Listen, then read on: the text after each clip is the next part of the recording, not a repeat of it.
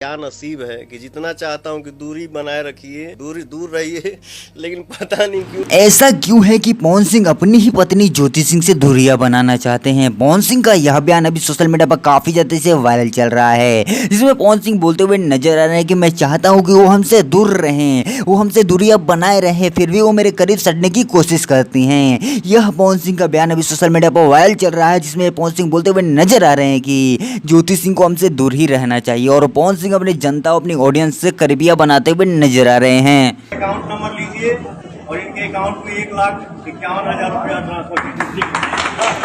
जो पैसे और जो दान पवन सिंह दे रहे हैं उससे भले लोग खुश ना हो, लेकिन जब पवन सिंह ज्योति सिंह को अपना लेंगे तो सारे लोग बहुत ही ज्यादा खुश हो जाएंगे, क्योंकि पूरी ऑडियंस यही चाहती है कि पवन सिंह और ज्योति सिंह एक साथ देखने को मिले। आप लोगों को क्या लगता है, एक साथ दिखेंगे कि नहीं दिखेंगे? हमें कमेंट करके जरूर बताइएगा। इन लोगों से अगर अपडेट पाना चाहिए चैनल सब्सक्राइब कर लीजिएगा। मिलते हैं किसी नए वीडियो में किसी नए टॉपिक के साथ। तक के लिए बाय।